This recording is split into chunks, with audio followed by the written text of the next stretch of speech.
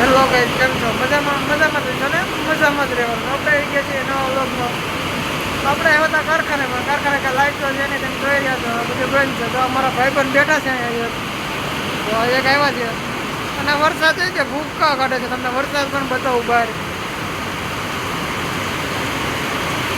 આપણી ગાડી ભાઈ પડી છે. વરસાદે ભૂકા કાઢે છે, તમે જોવો છો. હા છે ભાઈ, આપણો હસ્તગીરીનો ડુંગર એ પણ દેખાતો બંધ થઈ ગયો છે. જોવો તમે.